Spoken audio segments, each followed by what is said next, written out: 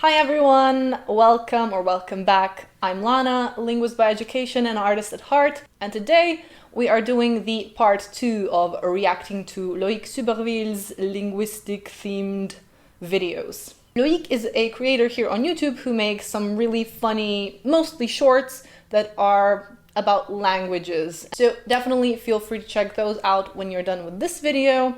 If you haven't already seen part 1, you can also find it right here. We looked at things like how certain words came to be, why Y is called Y, and much more. So if you're enjoying linguistic themed content, definitely go check that out.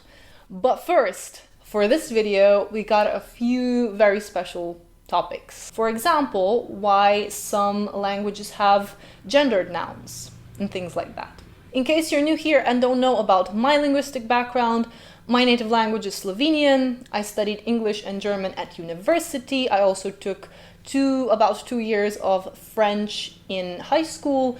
And I speak Croatian because it's our neighboring country. But above all, I love learning about different languages and cultures and the history of language, about the origin of words and various expressions, etymology. So some of that we are doing today, and without further ado, let's get into it.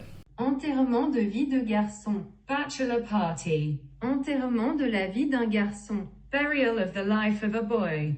Hey, English, are you coming? We're going to the burial of the life of a boy. There's going to be lots of dancing and food and some booze. It's going to get wild. Wait, why would you celebrate like that? That's disgusting. This boy's life is over. Come on, English, don't be so dramatic. Listen, I know it's not everybody's cup of tea, okay? But this is a new chapter in their lives, okay? And it's going to be great for them. What are you religious? Wait, are you asking if it's going to be in a church? Because not at all. I'm pretty sure the burial is happening in a strip club. All right, so yeah, it does sound a bit morbid, doesn't it? But I just love how direct the French expression is. It's just like straight to the point. Could it be misunderstood? Maybe, but still, it explains things a bit differently. You know, a bachelor party. What is a bachelor party? Ooh, a bachelor's having a party, okay. You know, he's single and that he's having a party, but who knows what the bachelor is up to? Is it a costume party? Is there a dress code?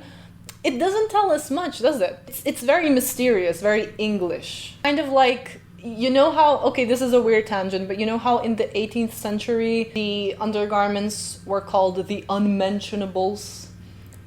It's giving a similar vibe. But alas, let us steer clear of the knickers and return to our bachelors. To be fair, the other English expressions are even more vague. Stag party, stag do. Imagine you have a foreigner who's never heard of this, and then you tell them, oh, would you come to my stag party? What would they be thinking? Am I required to bring a deer to the party? Ooh, am I supposed to wear antlers? Meanwhile, in France, the burial of a life of a boy is, yes, it's morbid, but it's kind of perfect. You know, you bury your past life of freedom and your carefree life, and you become a man with responsibilities. You bury the boy and become a man.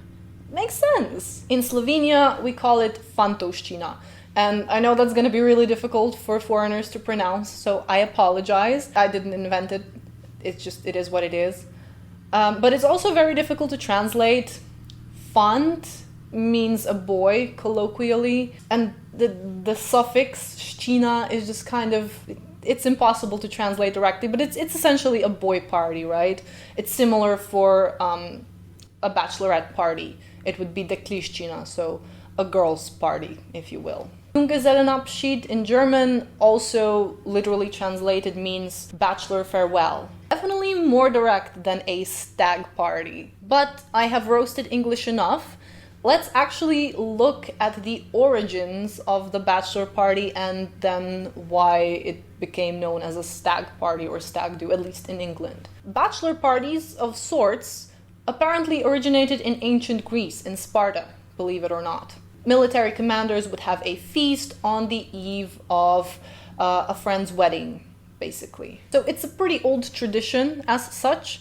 But as for stag do or stag party, in the medieval times, stag used to be a term that referred to the male animal of any species, not just deer. Stag is also quite a masculine animal. Stags would be associated with virility, strength, masculinity, the leader of the pack. So a stag party would come to mean an event that only men attended. It's starting to make a bit more sense now, right? There's another fun theory that involves this pagan god that kind of had horns and looked, I guess, like a stag.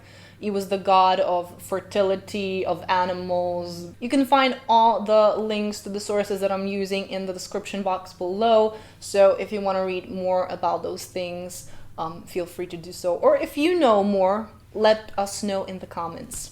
All right, moving on. All right, guys, so what are we going to name this? Yeah, we're going to call it a pool, but just for the record, we still think it's a disgusting place that people basically just use to piss in. They go and swim around with their family, okay? People don't use this place to piss in, all right?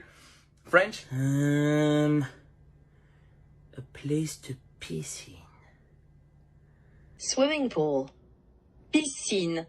Right, so why French? Why piscine? So I took a few guesses before I decided to check it out, because I was thinking, okay, piscine, it kind of has a similar, it has the same root, right? The pisc, as Pisces, the star sign.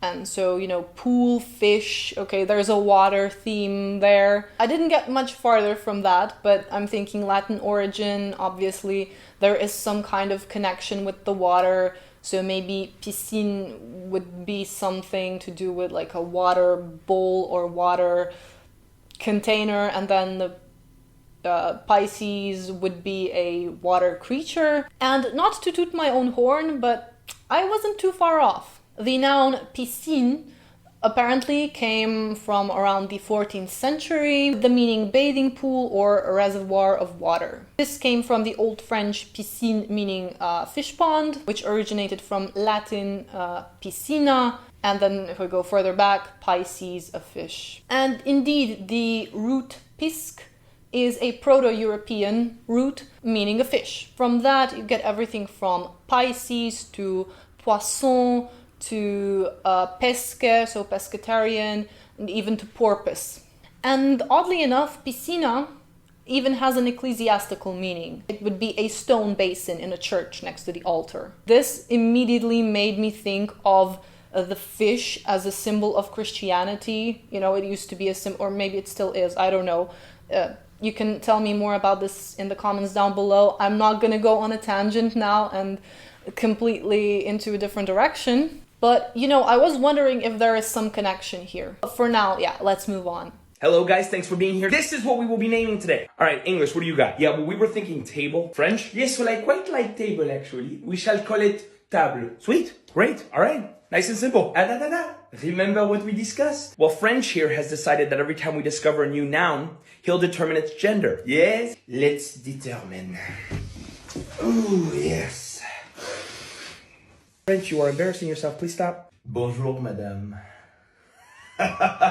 French, this is ridiculous. This will be of the female persuasion. La table. All right, so la table.